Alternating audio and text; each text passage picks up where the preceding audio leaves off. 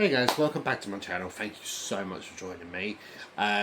Just a huge thank you. Before we start the video, just a huge thank you to all of you who have been watching, everyone who's commented. I always get back to you guys, read your comments and I always get back. Just let you know that I appreciate each and every one of you. To those of you who are new here, welcome. My name's Silhouette, so thank you so much for subscribing. Please like and share this video, like and share each and every video. Let's get this channel out there. Obviously, it's coming up now 3 years since I've started this channel, and I really still want to see it grow. It's not gone the way I thought it would have gone, but I'm enjoying still giving you guys stories, and obviously hearing the feedback from you guys is really important to me. So with all that said and done, let's get into today's story. So today I am going to be discussing the tragic case of Kamarie Holland. Reason was I come across this very recently, and actually the conclusion of the story happened only last week. So I just wanted to get as much information out on this case as I could for you guys. So it's not going to be an easy listen.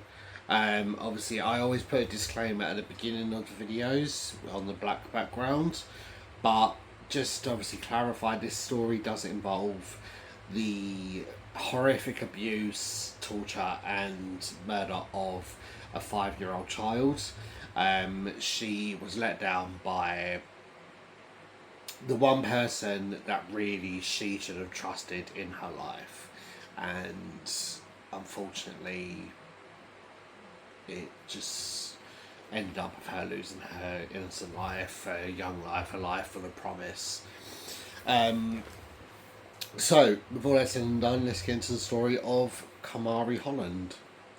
So, on December the 13th, 2021, Columbus Police in Georgia, they received a 911 call which informed them of the disappearance of a 5-year-old girl.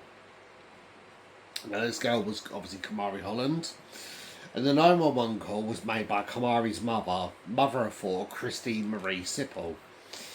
The call was made from around 6 a.m. and Christy states that she had just woken up to find her daughter's bed empty, and that whoever had taken Kamarie had obviously done it in the night before when everyone else was in bed. She said that the person who took her daughter had left the door open in the process of taking her. Later on that evening, so the exact same day, Kamarie's body is actually found. She's found in a abandoned house in Phoenix City, which is about a 10-minute drive from where she was staying with her mum.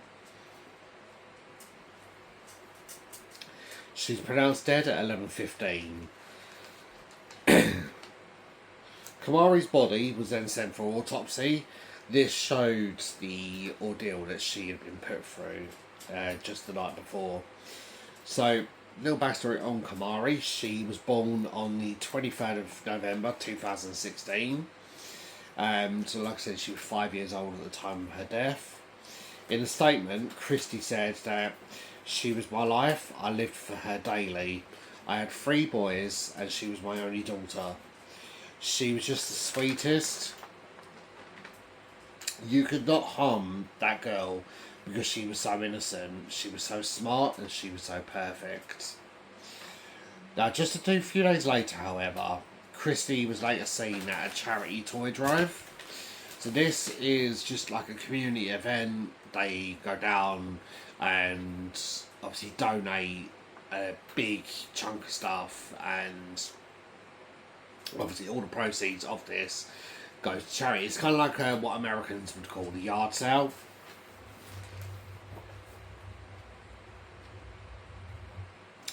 Now, Christy went to this event and donated a huge amount of Kamarie's toys, and she was actually heard in the building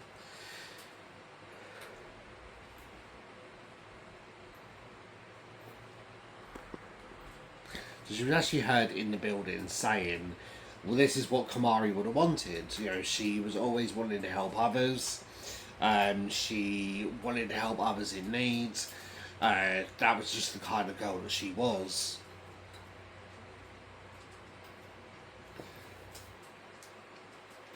She was a very helpful child. Police then went around and they viewed all the cameras in between Christie's house and the house where Kamarie had been found. And they quickly identified a suspect. And later on that exact same day, so we're going on to December the 22nd now, they arrested then 37-year-old Jeremy Williams, sorry. He was quickly identified and charged with Kamarie's murder. He was identified to having previously lived at the Phoenix City house before he abandoned it.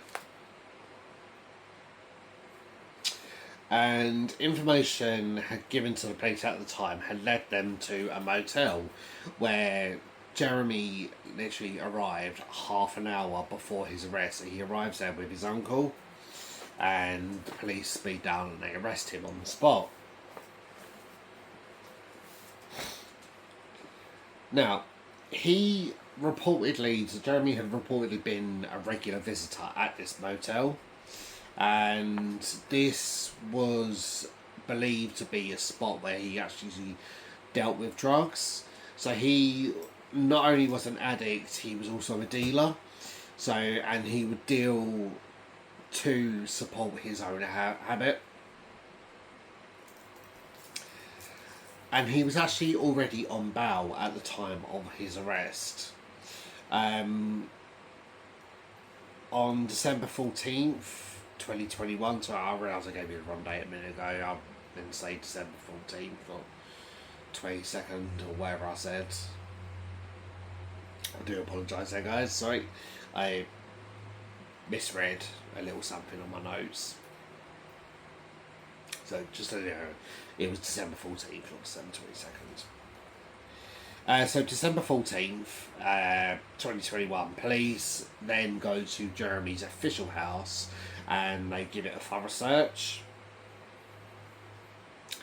They found some incriminating evidence, but what they did find has not been made public. Now, looking into Jeremy's behaviour and his past crimes, Jeremy had a long history of abuse spanning almost 20 years. He was already on bail, like I said, and this was from an arrest in August of 2021. And this was for battery and third-degree child cruelty. This he pled not guilty to, so he was arrested for reportedly slapping a partner, and this was in front of a very young child at the time, and the partner, she called the police on him, or maybe a neighbour said, I'm not 100% sure on that, but either way it ended up with him being arrested for that. In 2009, get ready for this one, guys, he was arrested for child cruelty again and GBH after he reportedly held a 3-year-old boy in a pot of boiling water. Now, for this, it went on for about another 3 years after this, the court case and everything, but he was eventually let go and found not guilty due to lack of evidence.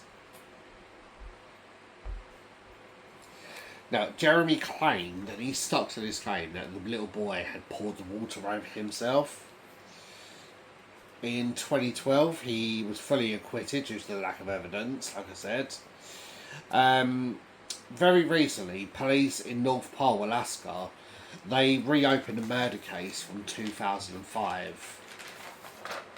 In this case, the victim was a 1-month-old baby girl named Nadia, and she had been murdered from blunt force trauma. Police believe that she was beaten to death.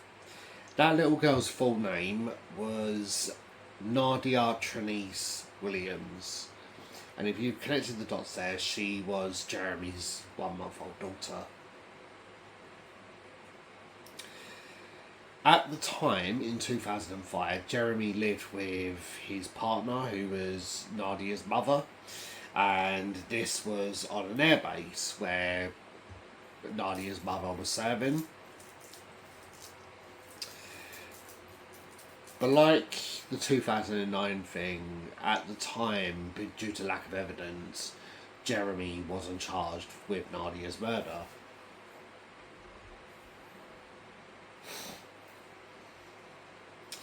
So Jeremy was later arrested on that day for Kamarie's murder, and whilst in interview, a 31-year-old woman comes forward with some information.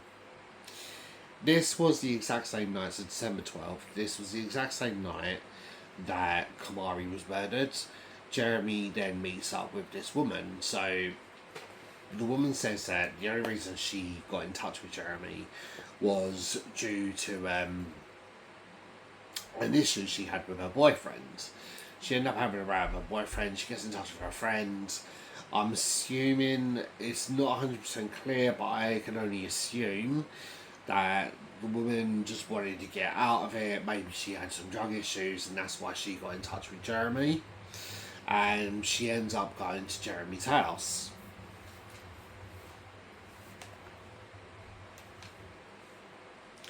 She claims that whilst in the house, he sodomized her. So if you're not 100% sure what sodomy is, it's the unwanted recipient of either oral or anal sex.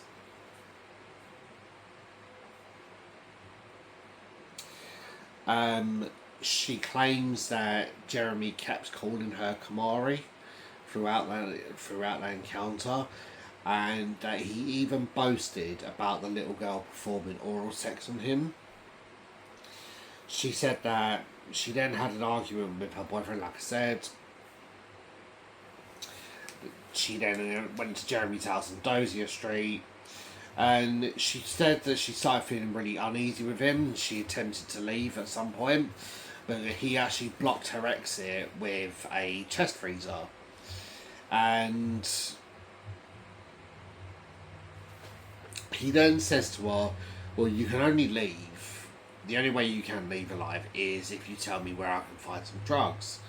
So the two go on a little adventure and they stop off at a store.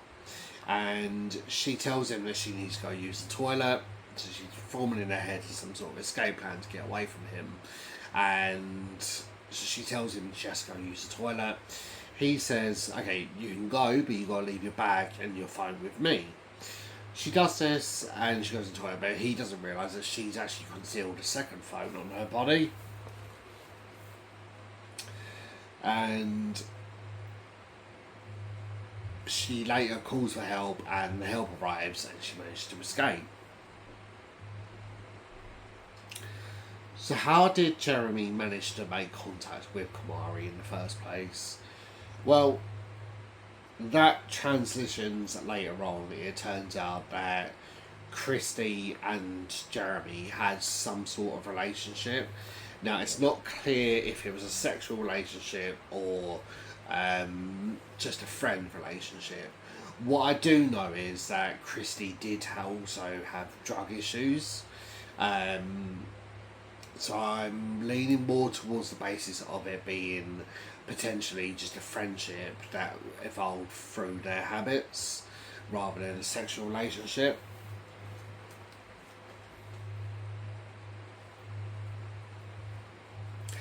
At the time, because of Christie's dependency issues, Kamarie was actually placed in the full-time care of her father, Corey, and Christie was only actually allowed to have supervised access at the weekends.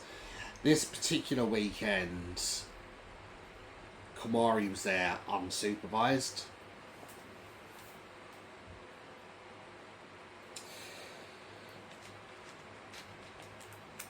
It later turns out that Christie owed Jeremy a small amount of, like a large amount of money, sorry, not a small amount, a large amount of money. It was an agreement that he could take Kamarie for X amount of money. And that's why he took that little girl, because her mother sold her to him. All to sell her drug debt. Now, Christy had previously faced charges herself due to her drug addiction. So after Kamarie, she had her last child, another little boy, and she had two boys, Kamarie and another boy. And while she was pregnant with that boy, her fourth child, she was still taking drugs, and I'm not 100% sure for her reason. They said it may have been the charges that she was charged with were for abusing the fetus. I can only assume that she maybe was taking hard drugs to maybe bring on a miscarriage of some sort, or trying to abort the child. I don't know.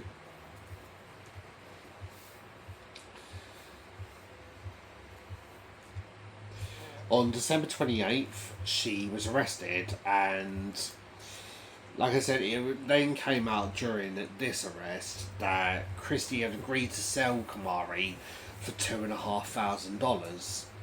But this later was reduced to $1,300. She claims that she would never ever receive this money from Jeremy.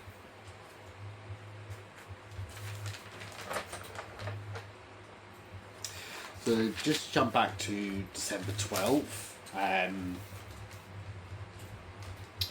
So Jeremy obviously agrees, okay, you can have $1,300, I'm taking the little girl. He takes her to Phoenix City to this abandoned house. He reportedly feeds her methamphetamines. He then abuses her vaginally, anally and orally.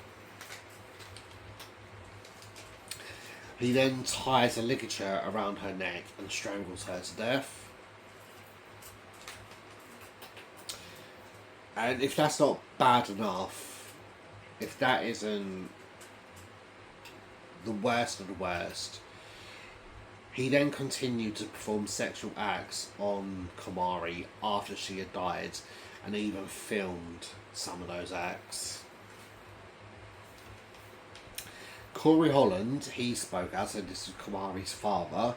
The amount of pain that Christy has caused by ripping Kamarie out of our lives will never cease.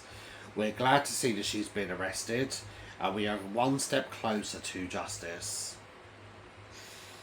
We hope justice is served. Christy should receive whatever the maximum penalty she can get. She is a monster.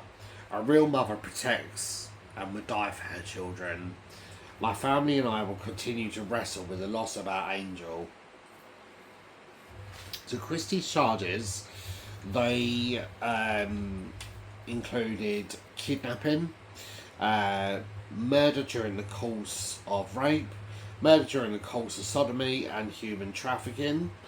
So even though she directly didn't harm her daughter, she basically contributed to the facts by allowing her to be sold to Jeremy for him to carry out these acts. Now, Jeremy faced the exact same charges, plus the production of child sexual abuse material and the abuse of a corpse. Now, Chrissy spoke out and said, "I'm a mummy. I didn't have anything to do with this." Well, you did, Christy. And this just comes down to the fact that obviously most people, yes, addiction is an illness, but you can't really trust them. They are liars, they are scammers. In my eyes, anyway. If you don't agree with me, that's absolutely fine. You're entitled to your opinion. You can tell me down below if you don't agree with me on that statement. But knowing what I know and where I live, there is a high rate of people with dependency issues where I live, and you cannot trust these people as far as you can throw them. So Kamarie's funeral was held on the 22nd of December 2021, so that was the mistake I made earlier. I read a wrong note.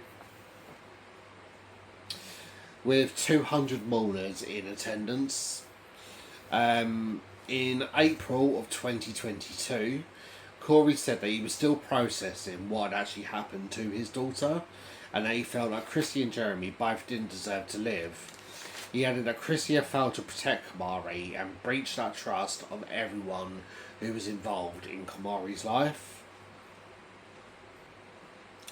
On November 23rd, 2024, so this would have been Kamarie's 8th birthday, Corey threw a birthday party for her, for her memory, and he stated that losing Kamarie was like losing a piece of his heart. On March the 13th, 2024, Christie pleaded guilty to sex trafficking and made a plea deal with the judge. Now, this plea deal, so she was initially facing charges and potentially facing the death sentence. But she makes a plea deal with the judge that she would instead serve 20 years if she tells them everything that went down. And this is what she does. And she's then sentenced to the 20 years. On April the 18th, June the 18th, 2024, she was sentenced to 20 years plus the $10,000 fine. And the sentence was then backdated to the start of her pre-trial imprisonment. Upon her release, she would have to register as a sex offender, and she also had to pay $100 to the Alabama Crime Victims Compensation Commission.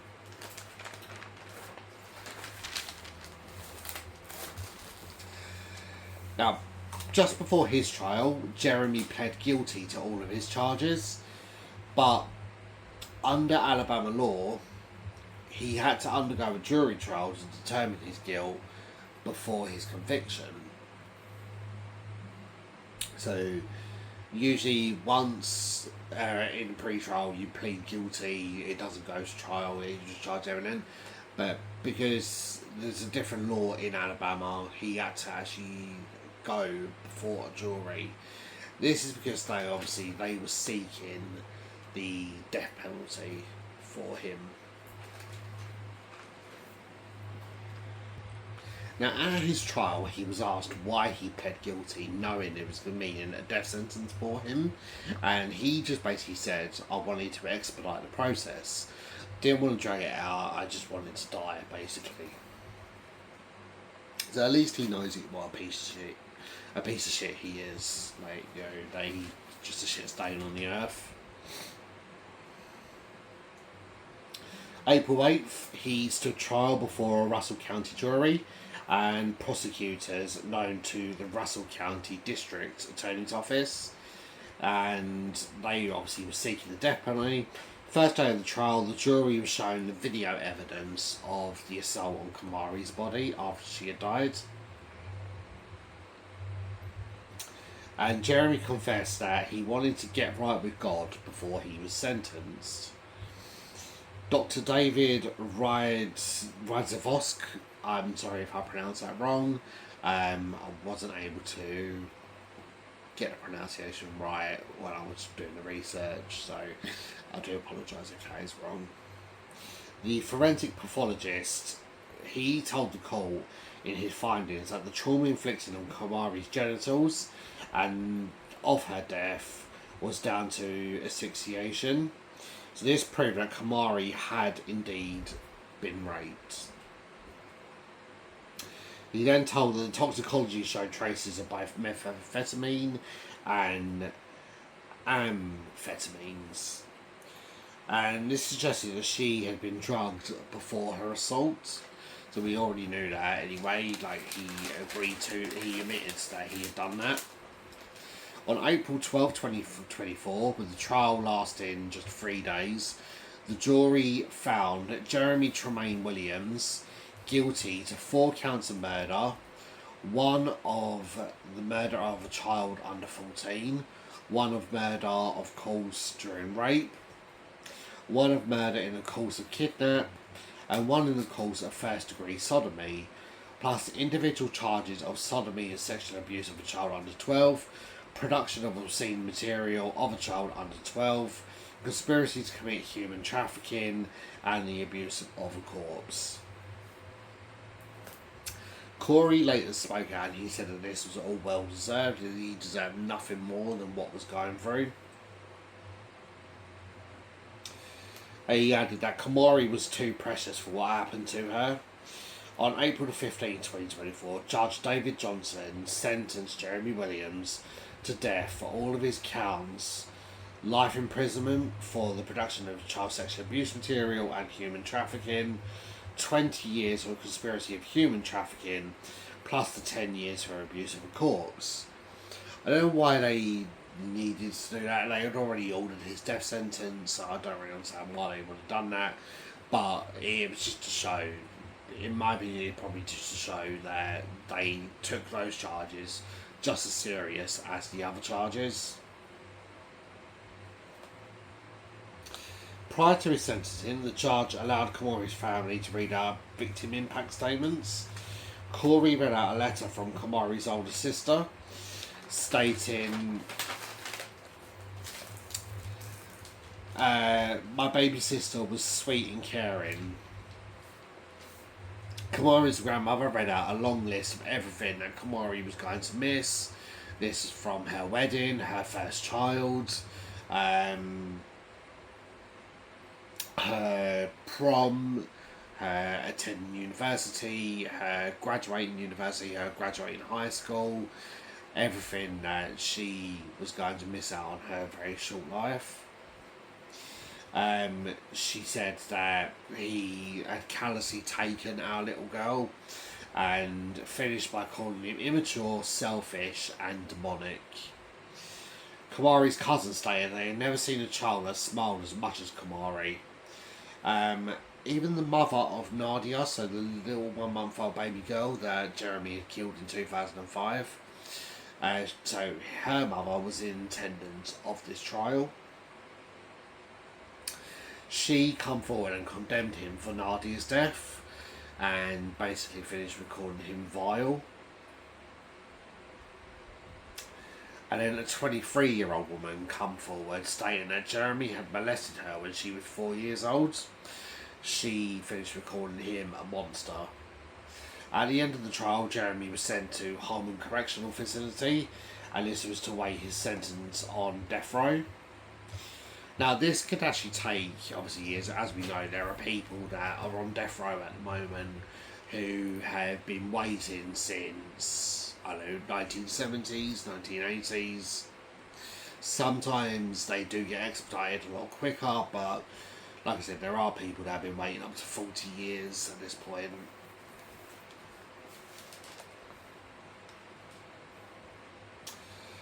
Now, the longest serving inmate currently at this particular prison is from January 1982.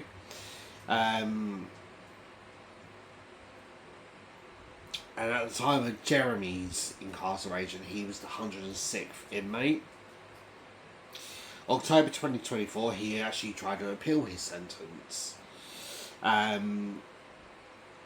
This was later thrown out. The judge was like, absolutely not. Like, we're still sticking with the death penalty. And knowing that he had no way out of this, he then goes to try and appeal his sentence for his expedition to be brought forward.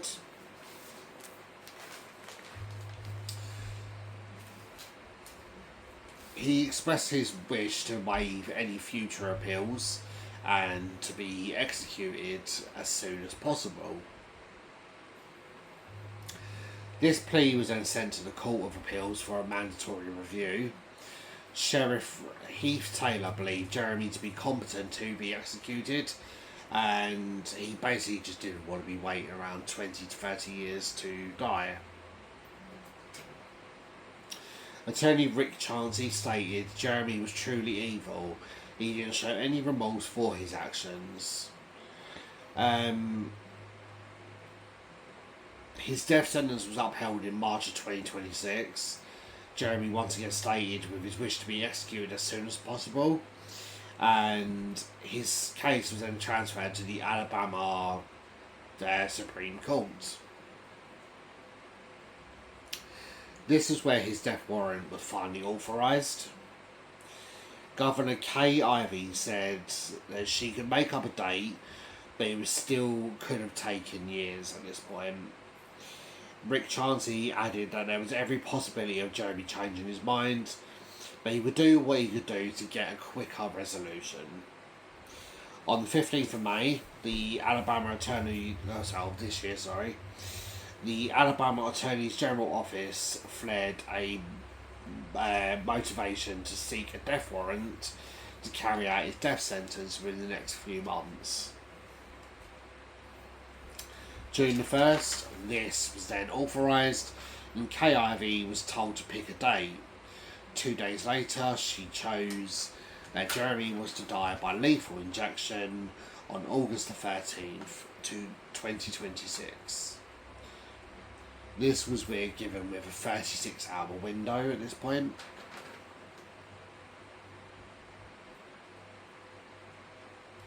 Now this was due to be the third execution of the year.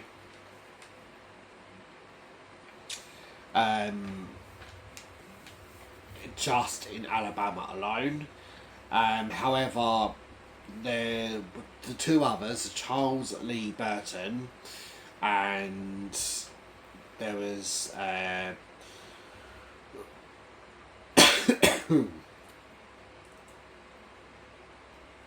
man who killed Douglas Battle. They both had their dates changed later on down the line, but they were due to be executed at the same time as Jeremy. So,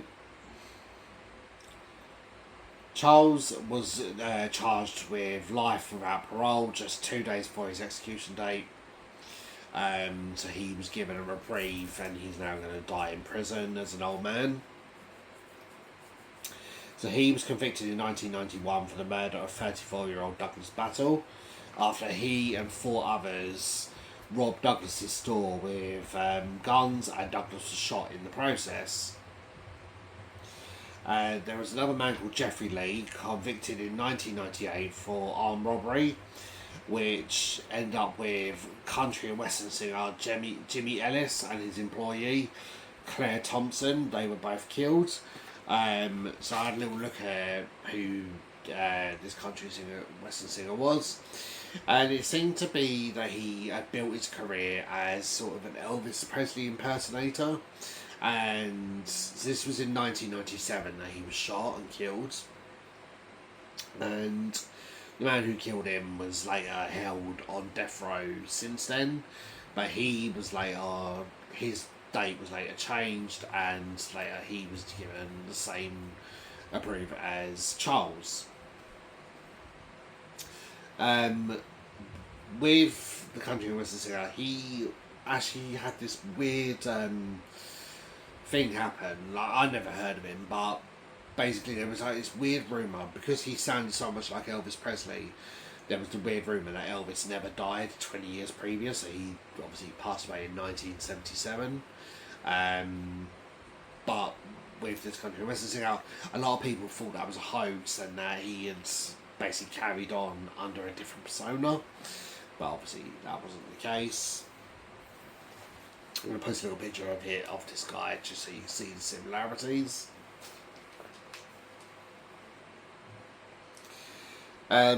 He was initially reprieved from his execution in June 2026.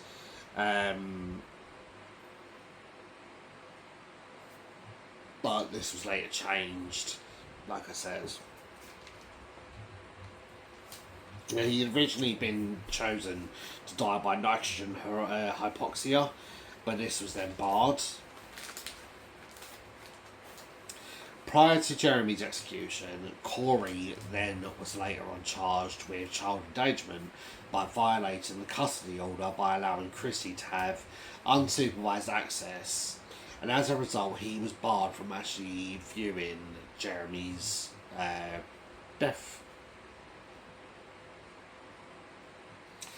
Corey said that he should have been given that chance, and that he has now been denied closure due to what happened, and due to him being barred from watching his daughter's killer's execution. He said, I wanted the children to see their mother, to have as close of a proper childhood, and I was unaware of her drug issues and didn't expect her to be a danger to her children. So Jeremy's execution took place on August 13th as scheduled. This was at the Holland Correctional Facility. In his final statement, he stated, I want to thank God for forgiving me for my sins, so I can meet him in peace. Good night. I highly doubt that it's ever going to happen. I'm not a religious person, but I really highly doubt that God is opening up his arms and the gates of heaven to rapists, murderers, child molesters, paedophiles, all of the above.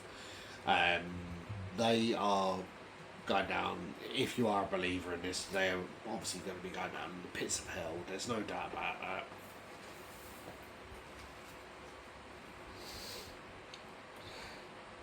Jeremy, for his final meal, he chose cheese pizza. And there's a little bit of me that, a little tiny bit of me thinks that he chose that on purpose. Because of obviously the initials CP. A little bit of me is thinking that he was his final two fingers up to the world. Purposely, who knows what goes on in these people's heads.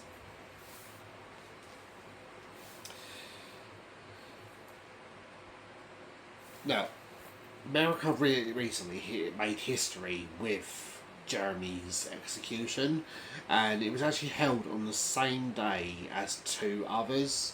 And this is the first time in many, many years that this has ever happened.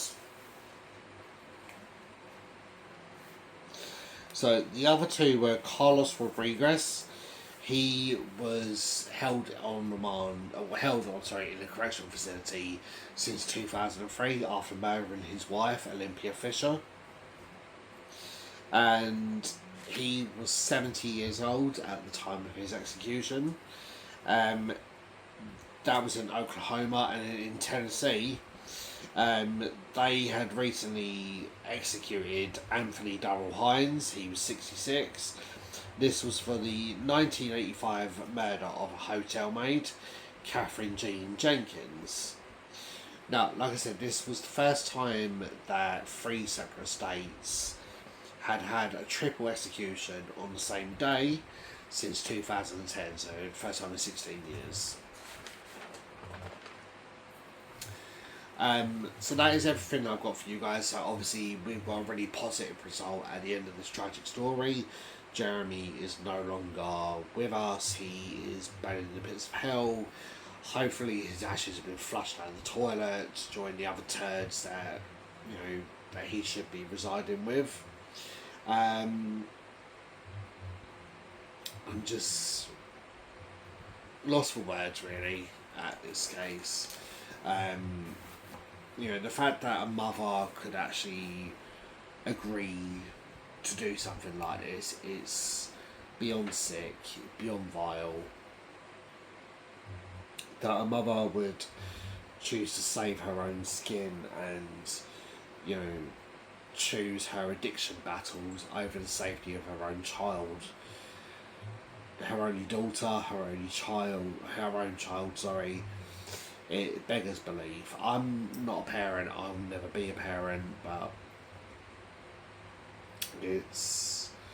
I have friends obviously who are parents. My sister she has two children. Every parent I know will lay down their life for their child, not go out of their way to save their own skin and help their own burgeoning drug addictions, and go ahead and sell their child to eventually be killed in the most horrific way possible. That is all I've got time for you guys today. So thank you so much for joining me. Thank you again from the bottom of my heart to everyone who's given me a chance. Please like, share and subscribe. So like and share this video. Leave a comment, I always get back to you guys. Give this video a share, let's get it out there, because there hasn't been a wonderful lot of videos on this story, so I'm hoping it's one that you guys are not familiar with, but at least we have a positive outcome of this, and that Jeremy Williams is no longer living and breathing amongst us. Thank you again, guys. Take care, and I'll see you real soon for the next true crime story with Silhouette. Take care.